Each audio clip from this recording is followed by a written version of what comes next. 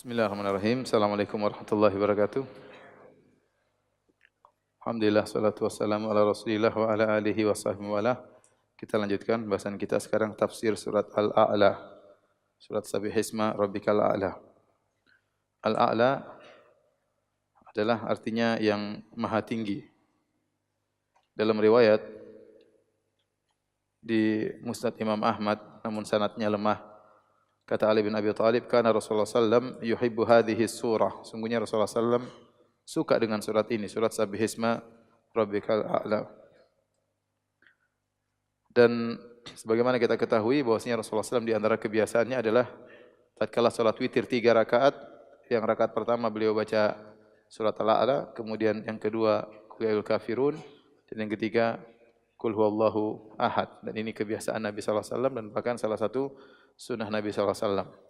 Kemudian juga kebiasaan Nabi sallallahu alaihi wasallam, ya. Karena Rasulullah sallallahu yaqra'u fil aidain. Rasulullah sallallahu tatkala Idul Fitri ataupun Idul Adha, tatkala salat beliau membaca Sabbihisma Rabbikal A'la rakaat pertama, rakaat kedua Hal ataka haditsul ghasyiyah. Kemudian juga salat Jumat sama, salat Jumat rakaat pertama Sabbihisma Rabbikal A'la, rakaat kedua Hal ataka haditsul ghasyiyah. Dan disebutkan, ya, wa idza ijtama al-id wal jum'ah. Kalau ternyata hari Id pas hari Jumat, maka paginya Rasulullah SAW salat Id baca Sabbihisma Rabbikal A'la sama Hal ataka haditsul ghasyiyah. Jumatnya Nabi itu baca lagi.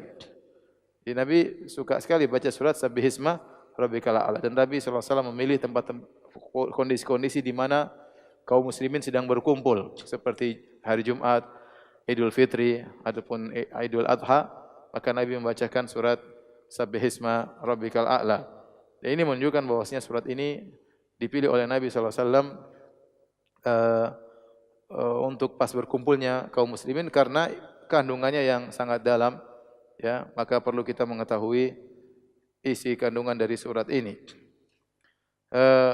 Demikian juga di antara surat yang dianjurkan untuk dibaca tatkala salat Isya adalah surat Al-A'la, seperti yang kita sudah jelaskan tentang kisah Mu'adz bin Jabal radhiyallahu anhu.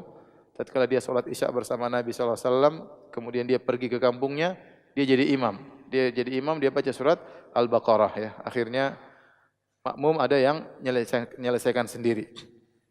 Dia masih baca juz pertama, makmum sudah assalamualaikum, assalamualaikum. Ini dijadikan dalil oleh para ulama seperti Syekh Utsaimin rahimahullahu taala. Kalau kita kebetulan salat bersama imam dan kita ada hajah, kalau kita teruskan bakalan dalam kondisi terdesak, kita boleh selesaikan sendiri. Kita boleh selesaikan. Ini kalau di kondisi tertentu, kondisi apa? Kondisi dalam kondisi darurat misalnya, atau kita salat misalnya kita rasa memuntah ini.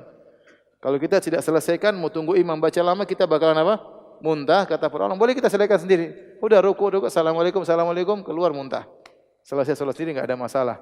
Dan Nabi tidak mengatakan orang yang menyelesaikan sendiri salatnya batal, enggak. Nabi tidak mengapa, karena dia menyelesaikan sendiri, dia putuskan niatnya, tadinya jadi makmum enggak jadi makmum. Kenapa? Karena ada kondisi yang membuat dia harus demikian. Intinya waktu Nabi menegur Mu'adz, Nabi berkata, "Aturidu an takuna fattanan ya Mu'adz?" Apa kau ingin membuat fitnah wahai Mu'adz? Idza amamtan nas, kalau kau jadi imam, faqra bisyamsi wa duhaha. Bacalah surat Asy-Syamsi wa duhaha. Wasabbihisma Rabbikal A'la, dan bacalah surat Sabbihisma Rabbikal A'la. Ya, waqra bismi rabbika alladzi khalaq, kemudian wal laili idza yaghsha. Inilah surat-surat yang dianjurkan oleh Nabi untuk dibaca, terutama salat Isya, ya. Jadi saya ulangi lagi, surat-surat dibagi menjadi namanya surat mufassal. Mufassal itu adalah surat-surat yang ayatnya pendek-pendek. Mufassal terputus-putus. Suratnya ayatnya pendek-pendek. Dimulai dari surat Qaf, ya, sampai surat Al-Mursalat, namanya Tiwalul Mufassal. Ini dianjurkan untuk dibaca salat subuh.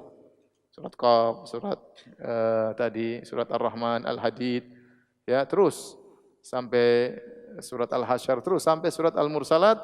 Ini dianjurkan dibaca waktu apa? Subuh. Namanya Tiwalul Mufassal. Surat-surat mufassal tapi yang panjang-panjang. Kemudian yang kedua namanya Awasitul Mufassal, yang tengah-tengah. Dari surat An-Naba sampai surat Wasyamsi wa Duhaha. Sampai surat Wasyamsi wa duhaha. Ini dianjurkan dibaca salat Isya. Salat apa? Isya. Terus yang seperti tadi yang sebutkan Iqra bismi rabbikal ladzi khalaq dan seterusnya. Kemudian qisarul mufassal. Yang pendek-pendek dari surat Ad-Duha sampai surat An-Nas. Sampai Ad-Duha sampai surat An-Nas ini dibaca tatkala salat maghrib. Dibaca tatkala salat maghrib, demikianlah sunnah Nabi sallallahu alaihi wasallam. Ini hukum asal. Namun terkadang situasi dan kondisi kita boleh merubah. Contoh Nabi sallallahu alaihi wasallam pernah baca salat maghrib surat Al-A'raf. Panjang atau tidak? Panjang. Sekali-sekali antum terapkan itu sunnah. Antum baca surat apa? Al-A'raf. Tapi kasih tahu dulu sama jamaah ya. Jamaah saya membaca surat Al-A'raf. Yang mau pindah masjid silakan. Sekali-sekali Rasulullah pernah baca surat Al-A'raf salat apa? Maghrib. Panjang sekali. Tapi Rasulullah SAW pernah. Sebaliknya Rasulullah SAW pernah salat subuh baca idza zulzilatil ardu zilzalaha. Ya, tergantung situasi dan kondisi ya. Tetapi hukum asalnya tadi. Kemudian juga sebelum Rasulullah SAW meninggal, salat berjamaah Nabi yang terakhir salat maghrib. Nabi jadi imam itu terakhir Nabi salat berjamaah. Dan Nabi baca wal mursalati ulfa. Dia baca surat apa? Al-Mursal. Itu panjang, tapi dia baca di salat apa? Maghrib. Contoh juga Rasulullah SAW pernah baca Wattur wa kitabim mastur fi raqim mansur, juga tiwal mufassal. Rasulullah SAW pernah baca salat maghrib ya. Pernah salat subuh waktu Rasulullah hajian, Rasulullah SAW pernah juga baca salat maghrib. Tapi secara umum kita tahu bagaimana ukuran bacaan yang seharusnya kita baca tatkala salat sehingga tidak membuat fitnah kepada makmum. Baik. Nah, surat Makkiyah ini madaniyah, surat Al-A'la ini Makkiyah atau madaniyah? Maka sebagian besar mengatakan bahwasanya surat Al-A'la adalah madaniyah karena isinya tentang zakat. Qad aflaha man tazakka. Sungguh beruntung orang yang membayar zakat, katanya demikian. Wa dzakara asma rabbi fa shalla. Kemudian dia pun salat. Maksudnya salat Id. Ini pendapat ya. Dan salat Id dan zakat tidak disyariatkan kecuali setelah Nabi di Madinah.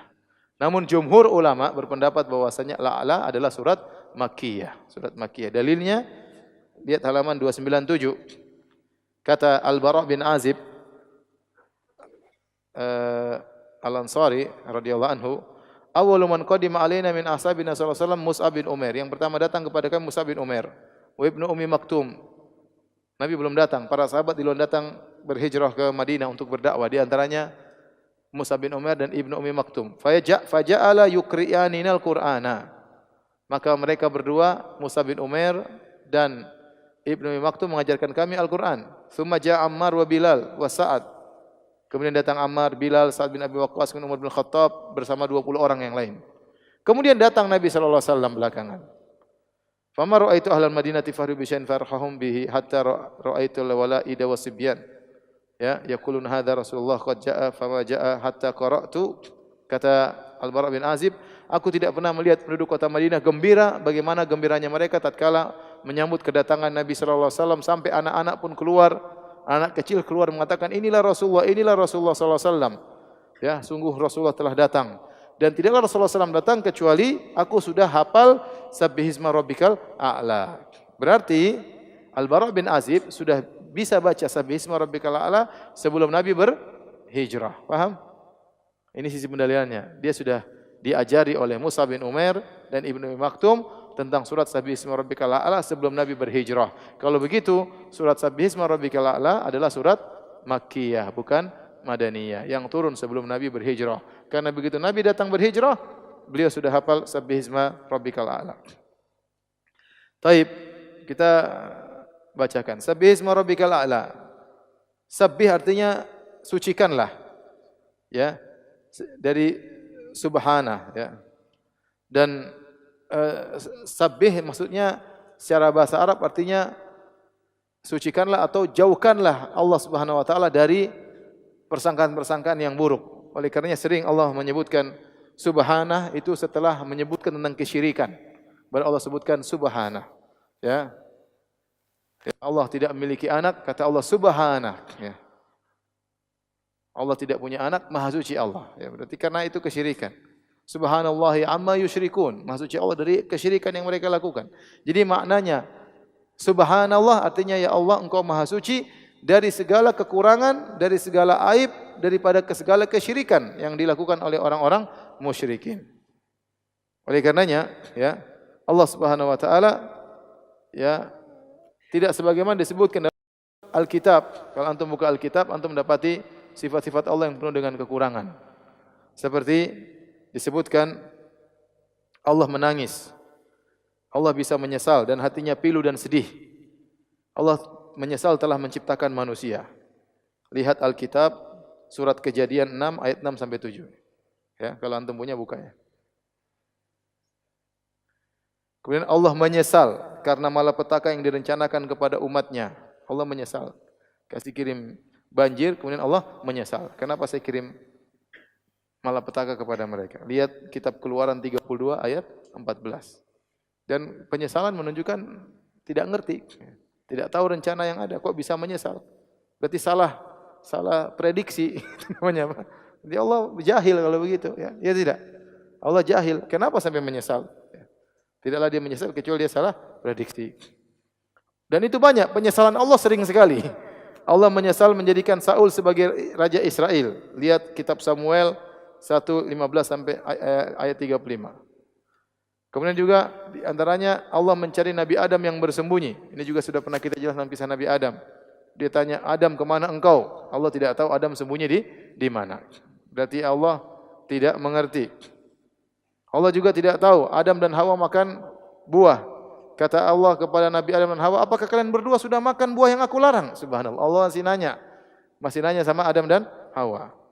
Kemudian juga di antara kekurangan Allah, Allah Subhanahu wa taala menciptakan langit dan bumi 6 hari. Hari ke-7 Allah istirahat. Allah istirahat. Berarti Allah capek, ya. Ini disebutkan dalam kitab Kejadian 2 ayat 2, ya. Kitab Kejadian 2 ayat 2. Allah pun setelah menciptakan langit dan bumi 6 hari, hari ke-7 Allah capek. Makanya Allah bantah dalam Al-Qur'an, "Wa laqad khalaqnas samawati wal arda wa ma bainahuma fi sittati ayamin wa ma massana min lughub." Sungguh kami telah ciptakan langit dan bumi dalam waktu 6 masa dan kami tidak ditimpa dengan rasa letih sama sekali. Tidak sebagaimana persangkaan orang-orang Yahudi. Makanya tatkala orang Yahudi hari Sabtu mereka enggak mau kerja. Karena Allah lagi istirahat, mereka solidaritas, ya. Masa Tuhan istirahat kita kerja? Ini sok-sok jago daripada Tuhan. Tuhan aja istirahat, kita juga istirahat, ya. Mereka enggak mau kerja hari Sabtu, ya. Solidaritas dengan siapa? Allah Subhanahu wa taala. Kemudian juga Allah bergulat dengan Nabi Yakub, berkelahi sama Nabi Yakub. Akhirnya Nabi Yakub yang menang. Lihat di kitab Kejadian 32 ayat 22 sampai 28 dan juga Hosea 12 ayat 2 sampai 4. Nanti baca sendirilah, ya. Ini tidak ada bagi Tuhan. Tuhan tidak mungkin demikian. Tuhan itu Maha suci dari segala kekurangan, dari segala aib, ya. Qul huwallahu ahad, Allahus samad, lam yalid wa lam yulad wa lam yakul lahu kufuwan ahad. Dialah Maha Esa, tidak ada yang serupa dengan Dia, semuanya membutuhkan kepada Tuhan, tidak ada yang semisal dengan Tuhan. Jadi Allah Maha sempurna, kita harus mensucikan Allah dari segala kekurangan yang disandarkan oleh orang-orang musyrikin. Mereka bilang Allah bersatu dengan Nabi Isa. Subhanallah, Allah gabung dengan Nabi Isa. Berarti Allah butuh dengan tubuhnya Nabi Isa. Allah harus menurunkan levelnya supaya bisa gabung dengan manusia. Kalau Nabi Isa lapar, Allah ikut lapar enggak? Enggak tahu. Katanya kalau Allah itu Isa, Isa adalah Allah. Pas Isa lapar, Allah gimana? Ikut lapar atau tidak? Mereka kan bilang Allah adalah Isa, Isa adalah siapa? Allah, ya. Laqad kafara alladziina qalu innallaha huwal masih ibnu Maryam. Kata Allah, sungguh telah kafir orang yang mengatakan Allah adalah Isa. Kita tanya sama mereka, Allah adalah Isa, Isa adalah Allah. Waktu Isa lapar, Allah lapar juga tidak? Bukankah dalam kitab Alkitab Nabi Isa lapar? Iya lapar. Dia cari makanan sampai dilihat pohon dikira ada buahnya, akhirnya tidak ada, dia pun kutuk pohon tersebut. Pertama dia lapar, kemudian dia cari pohon, cari buah, ternyata enggak ada. Dia pun enggak tahu pohon itu enggak ada buahnya. Ya. Seharusnya dia tinggal teling keluar buahnya, tapi dia marah, akhirnya pohon tersebut dikutuk. Ini menunjukkan Nabi Isa bukan Tuhan. Nabi Isa tidur. Ya. Apakah Allah tidur? Kalau tidur gawat. Nabi Isa tidur kemudian di kapal anak buah murid-muridnya bangunkan. Ya guru bangun, ya guru bangun. Dan Nabi Isa tidak bangun-bangun. Tidurnya apa? Pulas. Waktu Nabi Isa tidur, Allah tidur atau tidak? Kalau tidak tidur berarti Allah bukan Nabi Isa. Yang lebih parah lagi yang membuat banyak orang masuk Islam, waktu mereka punya keyakinan Nabi Isa mati. Nabi Isa mati disalib. Nah, waktu Nabi Isa mati, Allah mati atau tidak? Hah? Mati atau tidak? Kalau mereka bilang mati, repot. Tuhan mati yang hidupkan lagi siapa? Kalau mereka bilang Allah tidak mati, berarti Allah bukan Nabi Isa. Isa lain, Allah lain. Paham? Dan ini logika ini membuat banyak orang Filipin di Saudi masuk Islam. Saya ketemu dengan dai Filipin, saya bilang gimana ente Islam orang? Saya tanya sama mereka, bukan kita punya keyakinan Nabi Isa mati dan kita punya keyakinan Isa adalah Allah adalah Isa. Nah, waktu Nabi Isa mati 3 hari dikubur, apakah Allah juga ikut mati? Mereka bingung. Kalau mereka bilang ikut mati, repot. Tuhan mati. Siapa yang bangunkan? Masa bangun sendiri? Terus mati dibunuh sama makhluknya, kan kurang ajar seperti itu. Kalau mereka bilang Allah tidak mati, wah, berarti Allah lain, Nabi Isa lain. Nah, kalau kita sudah bisa membuktikan Allah lain, Nabi Isa beda, habislah, hancurlah agama mereka. Karena agama mereka dibangun bahwasanya Allah adalah Isa. Paham? Ya. Taib. Allah mengatakan sabbih isma rabbikal a'la. Sabbih isma rabbik. Sucikanlah nama Rabbmu yang maha tinggi, ya. Dan kita sepakat bahwasanya Allah Subhanahu wa taala maha tinggi dari sisi uluwul qadar, kemudian uluwul dzat dan uluwul qahar. 3 ketinggian Allah Subhanahu wa taala. Lihat di situ halaman 300. Allah maha tinggi dan dari sisi sifatnya maha sempurna.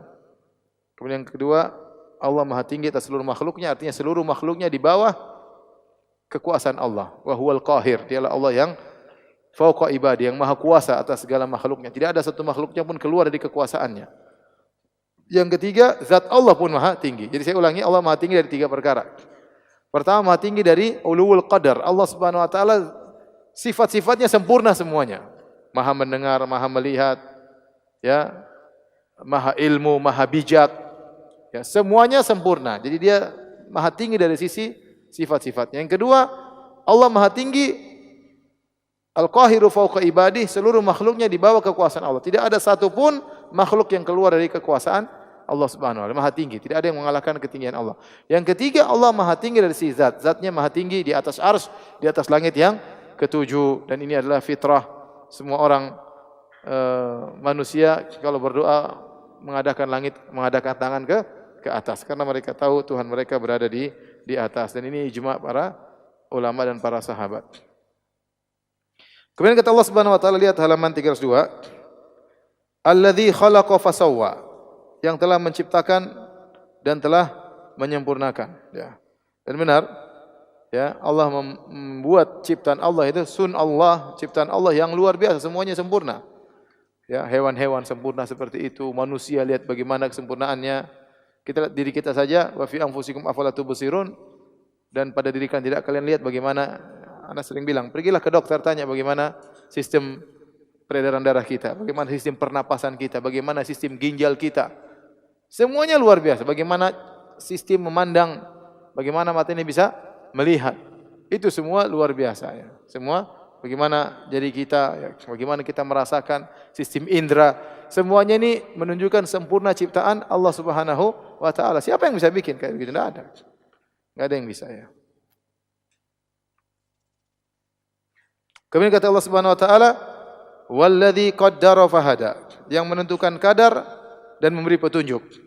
Allah menciptakan dengan kadar, dengan sesuai yang Allah kehendaki, sesuai dengan kebutuhan makhluk tersebut. Allah berikan fitrah kepada tabiat kepada makhluk yang Allah kehendaki. Kemudian apakah yang dimaksud dengan fahada? Allah beri petunjuk. Ini beberapa tafsiran, lihat ada 4 situ. Allah memberi hidayah, petunjuk, insting kepada para hewan untuk mencari tempat menggembala. Ini pendapat sebagian ulama. Sehingga mereka diberi petunjuk di mana cara mencari makanan. Allah memberi petunjuk bagaimana seekor jantan mendatangi betina meskipun tidak ada yang mengajarinya. Tahu-tahu dia tertarik sama betina, kemudian datangi betina tanpa mesti ada yang ngajari. Allah mentakdirkan rezeki dan memberi tunjuk atau cara mencari rezeki. Diberi pikiran bagaimana cara mencari rezeki, cara bekerja. Kemudian juga Allah menciptakan banyak manfaat pada berbagai benda. Kemudian beri petunjuk kepada manusia cara memanfaatkannya. Allah banyak seperti dari mana sekarang saya pikir bagaimana kita bisa masak enak ya? Ada bawang, ada ini. Allah bikin enak.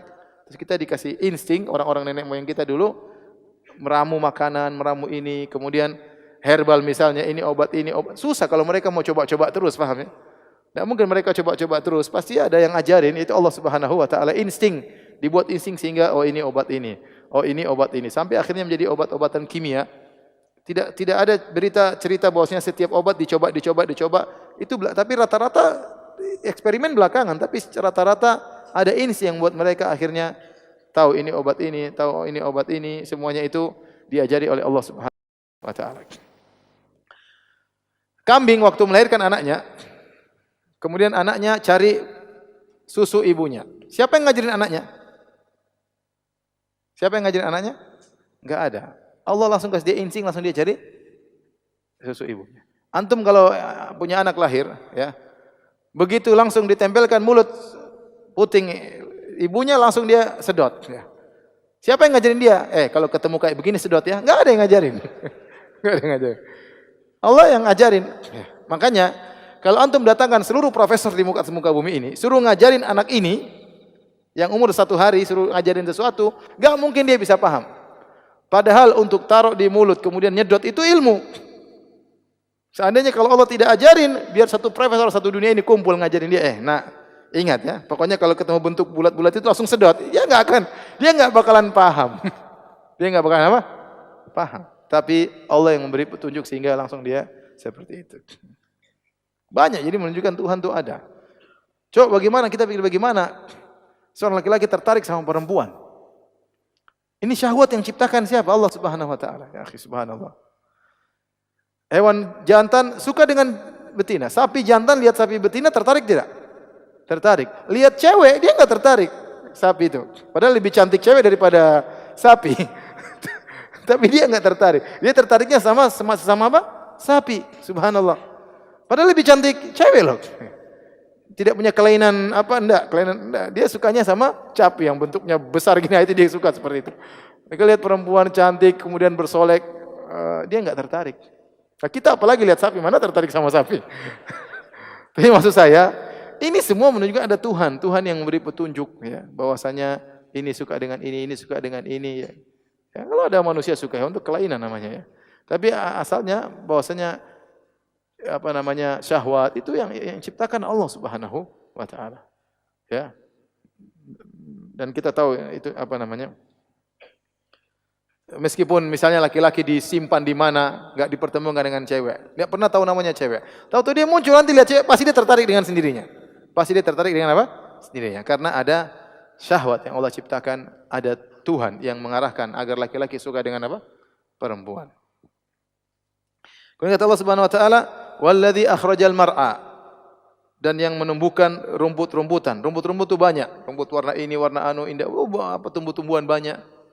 Kemudian kata Allah Subhanahu wa taala, "Faja'alahu gutsa'an ahwa." Lalu Allah jadikan rumput-rumput itu kering kehitam-hitaman. Tadi rumput begitu banyak indah dengan berbagai macam warnanya. Ada yang hijau, ada yang kuning, ada yang merah. Lama-lama menjadi hitam. Layu. Jadi hitam. Itulah hakikat daripada dunia. Hijau, kemudian jadi apa? Hitam. Ya. Thumma yahiju fatarahu musfarra. Ya. Alam tara anna Allah anzala minas sama'i ma'an. Ya. Fakhraja bi zar'an mukhtalifan alwanuhu. Thumma yahiju fatarahu musfarra. Tidak lihat Allah menurunkan hujan, dari hujan terus Allah keluarkan tumbuhan yang berbagai macam warna-warninya indah. Thumma yahiju fatarahu musfarra, kemudian dia kering kalau dia menjadi menguning. Thumma yakunu hutama, kemudian rusak, hancur. Seperti itulah kehidupan dunia. I'lamu annamal hayatud dunya la'ibu wa lahu zinatun wa tafakhurun bainakum wa takatsurun fil amwali wal aulad kama thali ghaithin a'jabal kuffara nabatu thumma yahiju fatarahu musfarra thumma yakunu hutama. Ketahuilah kehidupan dunia hanya permainan, senda gurau ya, saling berlomba banyak-banyakan ya. Seperti air hujan yang turun menumbuhkan tumbuhan yang hijau, enak dipandang, tiba-tiba mengering. Allah mengatakan zahratal hayatid dunya linaftinahum fi. Kata Allah Subhanahu wa taala, wa la tamuddanna ainaika ila ma mata'na bihi azwajan minhum zahratal hayatid dunya. Jangan kau panjangkan pandanganmu untuk melihat kenikmatan-kenikmatan yang mereka rasakan. Itulah zahratal hayatid dunya, adalah mawar kehidupan dunia. Allah menamakan bumi keindahan dunia dengan mawar. Mawar itu apa? Mawar itu memang indah. Kalau antum petik, mudah sekali dia layu, cepat sekali dia layu, enggak lama lagi jadi hitam. Ya, tidak seperti plastik. Kalau nanti bunga plastik enggak layu-layu. Tapi kalau mawar asli antum ambil, antum taruh, cepat layu tidak? Cepat layu. Begitulah kehidupan dunia. Indah tapi cepat layu. Maka tatkala Allah menyebutkan tentang rumputan yang berwarna-warni, kemudian kata Allah faja'alahu ghutsa'an ahwa, Allah jadikan dia berwarna hitam. Ini peringatan bagi kita bahwasanya demikianlah manusia dari kecil, kemudian merangkak, kemudian berdiri, kemudian kokoh, kemudian lama-lama menua, meninggal dunia. Antum lah, coba antum lihat. Antum ya, lihat foto antum waktu masih SD. Kan lihat, menggemaskan waktu SD kan. Terus sudah umur 25 menjengkelkan. Nanti umur 40 ngesak kasihan. Sudah umur 60. Ya Allah, sudah begini model saya. Putih semua rambutnya. Kasihan lihatnya. Begitulah manusia. Allah beri tanda-tanda kita enggak selamanya muda seperti ini. Nanti lama-lama mulai sakit-sakitan, mulai ini. Akhirnya mulai tua, akhirnya meninggal dunia. Seperti rumputan yang tadinya hijau tidak selamanya hijau. Tsumma yahiju fatarahu musfarra, akan kering menjadi kuning. Tsumma yakunu hutama, kemudian apa? Rusak. Siapa coba orang paling kaya di atas muka bumi ini? Waktunya mati. Ada orang bos besar, punya perusahaan besar, sakit. Tidak semua orang bisa ketemu dengan dia, susah. Karena kebetulan ada kawan keluarganya yang bagian tim medisnya. Duitnya ubrok-ubrok. Anaknya mau ketemu sih tidak gampang. Susah. Waktunya meninggal selesai. Ya. Kata Allah Subhanahu wa taala, "Alladzi jama'a mala wa addadah yahsabu anna malahu akhlada." Tentang orang kafir yang mereka kumpulkan harta dan dihitung-hitung terus, hartanya berapa. Dia menyangka hartanya tersebut akan mengekalkan dia. Kalla, sekali-sekali tidak. Hartanya tersebut tidak akan menunda kematiannya meskipun sedetik. Waktu dia mati bakalan mati.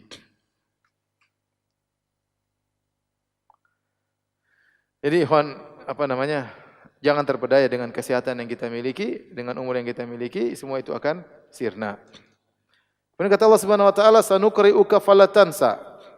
Kami akan bacakan Al-Qur'an kepadamu engkau wahai Muhammad, maka kau tidak akan lupa. Illa masya Allah, kecuali yang dikehendaki oleh Allah, ya. Ada yang mengatakan falatansa, kau tidak akan lupa kecuali yang dilupakan oleh Allah, yaitu yang dimansuhkan oleh Allah. Ada yang mengatakan falatansa, kau tidak akan meninggalkan Al-Qur'an, kau akan menjalankan seluruh perintah Allah dalam Al-Qur'an kecuali yang Allah kehendaki untuk kau tinggalkan, yaitu yang dimansuhkan. Karena nasya, yansa itu bisa artinya lupa, bisa artinya meninggalkan dalam bahasa Arab.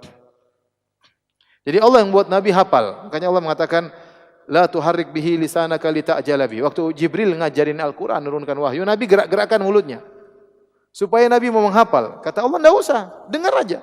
Inna alaina jam'ahu wa Qur'ana. Kami akan mengumpulkan Al-Qur'an dalam dadamu wahai Muhammad, dan kau akan bisa baca. Nabi, Allah yang ngajarin Nabi, Nabi langsung hafal, Nabi langsung mengucapkannya dengan tajwid. Yang bikin siapa? Allah Subhanahu wa taala. Kalau kita mau hafal setengah mati kan. Jadi Nabi berusaha untuk hafal, kata Allah enggak usah gerak-gerakan lisan. Karena waktu misalnya Jibril mengatakan Iqra bismi Nabi ikut Iqra bismi mau coba menghafal. Kata Nabi, kata Allah, la tuharrik bihi lisanaka. Enggak usah goyangkan lisanmu wahai Muhammad. Inna alaina jam'ahu, kami akan buat Al-Qur'an berada dalam dadamu. Jadi kau tidak akan lupa kecuali ayat-ayat yang dimansuhkan oleh Allah Subhanahu wa taala. Kemudian kata Allah Subhanahu wa taala,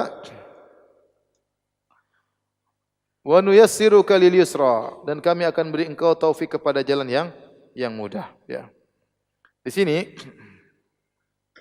ada yang mengatakan Allah akan membimbing engkau wahai Muhammad kepada syariat yang samhah. Syariat Islam itu syariat yang mudah, yusr, ya. Bu'istu bi hanafiyatin samhah. Aku diutus oleh Allah dengan agama yang Hanafiyah, yaitu agama yang bertauhid dan samhah dan mudah. Makanya syariat Islam itu mudah untuk kerjakan. Ya. Namanya syariat ada pembebanan, makanya disebut dengan taklif. Ya. Allah ingin membebankan kepada hambanya sebagai bukti dia adalah ciptaan Allah, dia tunduk kepada perintah tersebut. Tetapi itu semua bisa dikerjakan, semuanya mudah. Ya. Iktikaf cuma setahun sekali. Kalau tiap hari iktikaf repot juga sepanjang tahun. Ya. Kemudian salat cuma 5 kali dalam sehari. Ya. Allah tidak bilang 50 kali. 50 kali mampus kita salat 50 kali dalam sehari. Ya. Zakat cuma 2,5%. Kalau bayar zakat 50%, banyak orang murtad 50%. Bayang 50% berat. Ya, kerja setengah mati, ya, jadi ojek, jadi anu dapat 200.000, 100.000 dipotong uang zakat, repot. Tidak, Allah cuma minta 2,5%. Itu pun kalau kau kaya, kalau enggak punya duit ya sudah, bahkan bisa terima zakat. Ya. Salat kalau bisa berdiri, kalau enggak bisa fasholli qa'idan, duduk. Kalau enggak bisa wa ala jam, berbaring. Syariat mudah. Haji kalau enggak mampu enggak usah haji, enggak wajib. Zakat enggak mampu enggak usah bayar zakat. Ya. Jadi syariat Islam ini mudah.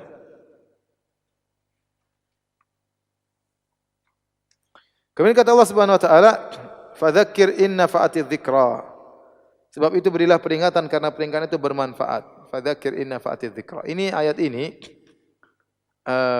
ada dua tafsiran. Ada yang mengatakan berilah peringatan kalau menurut engkau peringatan itu bermanfaat. Pendapat yang kedua, berilah peringatan pasti bermanfaat. Bagi yang pertama, pendapat pertama, berilah peringatan kalau menurutmu bermanfaat. Artinya kalau menurut kita tidak usah bermanfaat, enggak usah kasih peringatan. Orang ini enggak mungkin dengar, udah enggak usah dikasih tahu. Kalau pendapat kedua, berilah peringatan. Dia dapat manfaat atau tidak, tetap bermanfaat peringatan tersebut. Meskipun Fir'aun tidak bakalan beriman, tapi sampaikan. Manfaat yang bisa dapat, mungkin dia tidak beriman, tetapi hujah telah tegak kepadanya. Mungkin dia tidak beriman, tetapi orang-orang di sekelilingnya mungkin apa? Beriman. Ya. Mungkin dia tidak beriman, yang penting engkau telah menyampaikan agama Allah Subhanahu wa taala. Jadi peringatan tetap disampaikan, mau diambil manfaatnya atau tidak, tetap disampaikan, tetapi kita menyampaikan dengan cara yang sebaik-baiknya, yang selembut-lembutnya, yang sesuai dengan nalar orang yang mendengarnya. Oleh karenanya Ali bin Abi Thalib pernah berkata, "Haditsun nasa bima ya'rifun atuhibbuna ayyukadzdzaballahu wa rasuluh." Bicaralah dengan manusia, sampaikanlah kepada manusia sesuai dengan nalar mereka. Kalau tidak, apa kau ingin Allah dan Rasulnya didustakan? Maka kita kalau ceramah atau menyampaikan sesuai dengan nalar masyarakat, ya, sesuai dengan nalar masyarakat. Jangan kita pergi kampung langsung bahas bid'ah ini, enggak, pelan-pelan. Ya. Islam kenalkan mereka mulai syirik, baru nanti masalah-masalah. Ya, kalau mereka belum siap, jangan dulu. Ya. Karena kalau kita sampaikan yang tidak sesuai dengan nalar mereka, bisa jadi mereka kemudian menjauh dari agama. Bukan karena salah agamanya, tapi karena kita enggak bisa menyampaikan sesuai dengan porsinya. Makanya kata Ali dalam Sahih Bukhari, haditsun nasa bima ya'rifun. Sampaikanlah mereka sesuai dengan nalar mereka yang mereka ketahui. Apa kau ingin Allah dan Rasulnya didustakan? Demikian juga Ibnu Mas'ud, "Ma anta bimuhadditsin qauman haditsan la tablughu uquluhum illa kana li ba'dhin fitnah." Tidaklah kau menyampaikan satu hadis kepada suatu kaum yang nalar mereka enggak sampai kecuali akan menjadi fitnah. Jadi kita tetap menyampaikan ya dengan cara yang selembut-lembutnya, sebaik-baiknya. Apakah orang tersebut terima atau tidak bukan urusan kita. Kita sampaikan dan itu adalah bermanfaat. Kata Allah, "Sayadzakkaru may yakhsha." Orang yang takut kepada Allah akan mengambil manfaat dari peringatan tersebut. Wa yatajannabuhal ashqa. Dan orang-orang yang celaka akan menjauh dari peringatan tersebut. Akan menjauh dari peringatan. Kalau orang yang baik dia akan dengar dan dia akan mengambil faedah. Orang yang celaka, kita ceramah dia semakin jauh. Alladzi yaslan naral kubra, yang orang tersebut akan masuk dalam neraka yang apinya besar. Tsumma la yamutu fiha wa la yahya. Kalau sudah masuk dalam neraka jahanam, dia tidak mati dan juga tidak hidup. Kondisinya antara hidup dan mati. Mau dibilang mati, dia tidak mati. Mau dibilang hidup, dia juga tidak hidup. Hidup tapi kondisinya demikian tersiksa, itu namanya bukan hidup. Mau dibilang mati, dia masih hidup. Jadi tidak mati dan juga tidak hidup. Ini gambaran yang sangat mengenaskan bagi orang yang masuk dalam neraka jahanam.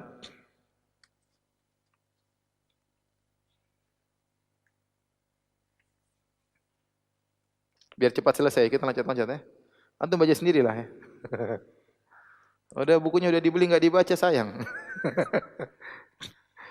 Qad aflaha man tazakka. Kemudian kata Allah, sungguh beruntung orang yang membersihkan dirinya, orang yang beriman. Benar orang yang beriman itu orang yang beruntung. Wa dzakara asma rabbi fa shalla, menyebut nama Rabbnya dan dia pun salat. Orang beruntung orang yang berzikir, mengingat Allah, salat, dunia tidak membuat dia lupa, ya. Ada waktu dia untuk akhiratnya, ada waktu untuk dunianya. Dalam kesibukan dunia pun dia masih ingat Allah Subhanahu wa taala. Tidak semua haram dia terjang, dia tahu oh ini Allah melarang. Dia sibuk dengan dunia, dia masih ingat Allah Subhanahu wa taala. Waktu azan dikumandangkan maka dia pun mampir ke masjid. Inilah orang-orang yang luar biasa. Mereka mengingat Allah dan mereka pun salat. Bal tu'thirunal hayatad dunya, tapi kalian lebih mendahulukan kehidupan dunia daripada akhirat. Wal akhiratu khairu wa abqa, padahal akhirat lebih baik dan lebih kekal. Inna hadza la fi suhufil ula, sungguhnya ini semua berada dalam kitab-kitab yang dahulu, peringatan tentang hari akhirat, tentang apa yang disampaikan sebelumnya. Itu bukan cuma dalam Al-Qur'an saja. Bahkan dalam kitab-kitab terdahulu juga dijelaskan tentang hal-hal ini. Suhufi Ibrahim wa Musa, di antaranya adalah lembaran-lembaran Ibrahim dan Musa. Suhuf Ibrahim ini khilaf, apa maksudnya kitab sucinya? Demikian juga suhuf Musa. Apakah suhuf Musa ini Taurat atau selain Taurat? Ada khilaf di kalangan para ulama. Intinya permasalahan seperti ini tentang akhirat, tentang dunia, ya, hakikat akhirat yang lebih baik daripada dunia. Ada orang-orang yang mendahulukan diri daripada akhirat. Ini semua sudah termaktub dalam kitab-kitab terdahulu selain Al-Qur'anul Karim. Terakhir coba buka halaman 316. Tatkala Allah berfirman, "Bal tu'thirunal hayatad dunya wal akhiratu khairu wa abqa." Akhirat lebih baik daripada dunia dan lebih kekal. Secara ringkas halaman 316 baca ya. Secara ringkas perbandingan antara dunia dan akhirat adalah sebagai berikut. Pertama, kenikmatan akhirat abadi, sedangkan kenikmatan dunia fana atau tidak abadi. Jadi sesuatu yang fana tidak pantas apabila dibandingkan dengan sesuatu yang abadi. Ini yang pertama. Kita banding antara dunia akhirat, dunia fana, akhirat apa? Abadi. Dan sesuatu yang fana akan sirna, tidak pantas dibandingkan dengan yang abadi. Yang kedua, kenikmatan surga itu sempurna. Sementara kenikmatan dunia penuh dengan kekurangan. Misalnya seorang istri yang dimiliki oleh seorang lelaki merupakan kenikmatan. Secantik-cantiknya seorang wanita, pasti ia memiliki kekurangan. Entah dari tubuhnya keluar bau badan, sering kentut, atau buang angin, atau bahkan sering marah. Sementara itu wanita di akhirat adalah istri-istri yang disucikan. Tidak ada bau yang tidak enak dari badannya. Bahkan tidak ada kotoran di matanya. Tidak ada upil di hidungnya. Dan dari sekujur tubuhnya. Semuanya bersih dan tanpa kekurangan sama sekali. Bahkan dalam sebuah riwayat disebutkan seorang laki dari penduduk surga memeluk istrinya selama 70 tahun. Dia tidak pernah bosan dan istrinya pun tidak bosan. Demikianlah perbandingan kenikmatan dunia dan surga. Jika khamar di dunia memabukkan dan memudaratkan, khamar di akhirat adalah khamar yang lezat dan tidak menimbulkan kemudaratan. Jika rumah kita di dunia terbuat dari batu bata, Allah akan menyediakan istana-istana besar yang terbuat dari mutiara, lantainya terbuat dari emas dan perak di surga kelak. Jadi ini yang kedua, kenikmatan dunia penuh kekurangan, kenikmatan akhirat apa? Sempurna. Yang ketiga, kenikmatan surga mudah diraih, sedangkan kenikmatan di dunia perlu perjuangan. Ketika kita ingin makan, kita harus terlebih dahulu membeli bahan-bahannya, kemudian baru memasaknya. Sementara di surga semuanya tinggal diambilkan oleh para pelayan yang disediakan oleh Allah ketika kita ingin makan. Ketika kita di dunia, kita harus mencarikan nafkah untuk istri agar mau melayani kita. Sementara kita akan langsung dilayani oleh para bidadari ketika berada di surga. Enggak usah kerja, ya, pelayannya sudah langsung melayani. Adapun wanita di dunia seringnya kalau ada uang abang disayang, kalau enggak ada uang abang dijotos ya. Keempat, kenikmatan surga ada setiap saat dan tidak mengenal musim. Jika durian, rambutan, mangga dan buah-buahan lainnya hanya dapat dinikmati ketika musimnya tiba, semua buah-buahan mudah didapatkan sepanjang waktu dan tidak mengenal musim di akhirat kelak. Selalu ada tanpa mengenal musim. Semua kenikmatan kapan saja yang diinginkan pasti ada. Yang kelima, kenikmatan akhirat tidak menimbulkan kotoran, sedangkan kenikmatan dunia akan menghasilkan kotoran. Jika kita makan sesuatu, kita pasti akan buang air. Seenak apapun makanan di dunia. Sementara kita di surga tidak buang air, meskipun makan sekenyang-kenyangnya di akhirat kelak. Demikian saja. Ya. Ada hadiah yang bisa jawab pertanyaan? Pertanyaan pertama, tutup buku. Nah, boleh nyontek ya. Bapak-bapak dulu. Bapak-bapak,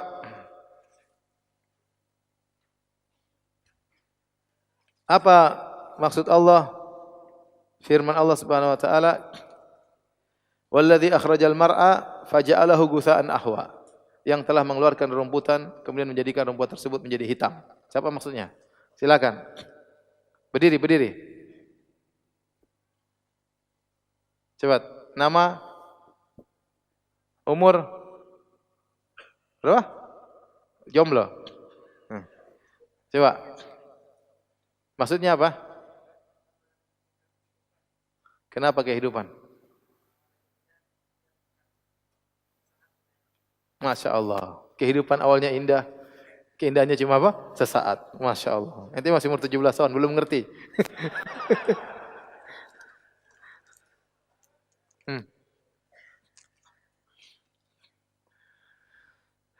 Ibu-ibu, siap nggak itu? Nggak ada mic-nya ya? Nggak ada mic-nya? Buat ikhwan aja kalau gitu. Ada? Di ibu-ibu, di ibu-ibu. Ibu-ibu, coba sebutkan 3 perbandingan dunia dan akhirat. Siapa yang bisa jawab ibu-ibu?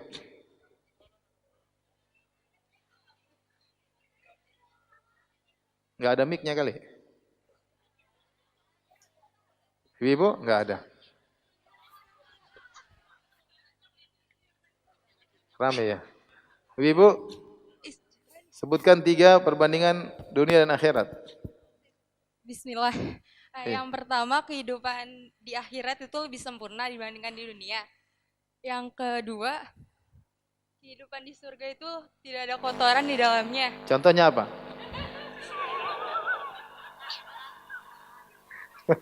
Yang ketiga,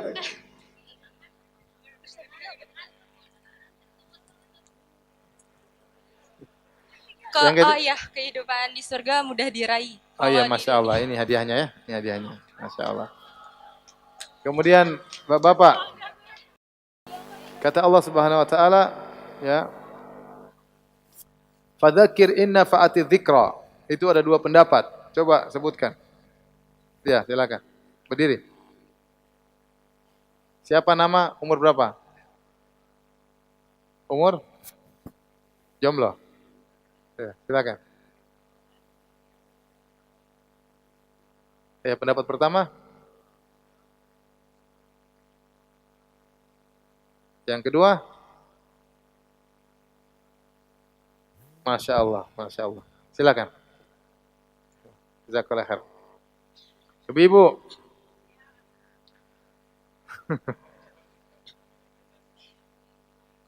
Coba kata Allah Subhanahu wa taala, "Wa nuyassiruka lil yusra." Kami mudahkan engkau kepada kemudahan. Apa maksudnya?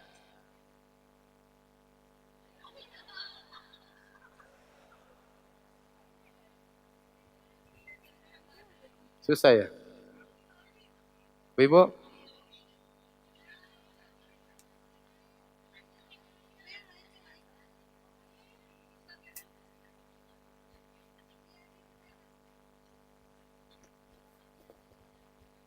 Ibu? Nyerah? Allah membebankan ibadah itu, tapi manusia bisa menjalankannya.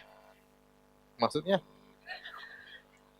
Jadi contohnya kayak misalnya itikaf cuma di bulan Ramadan, gak setiap hari. Terus? Jadi dimudahkan. Iya. Salat 5 waktu dalam 1 hari, gak 50 Iya. kali. Istri pun gak boleh banyak-banyak, 4 aja cukup. Kalau banyak susah. Ini hadiahnya. Ya ikhwan, pertanyaan sekarang. Disebutkan Allah Subhanahu wa taala Maha tinggi dari 3 sisi. Sebutkan apa saja. Berdiri.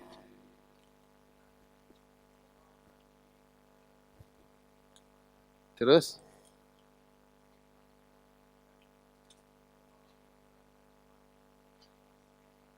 Yang tinggi yang kedua apa bedanya ketiga? Maksudnya apa? Lebih tinggi maksudnya? Sama dengan yang 3, 2 dan 3. Coba ulangi. Yang pertama Allah Maha tinggi sifat-sifatnya. Yang kedua Allah di atas ars Maha tinggi. Yang ketiga?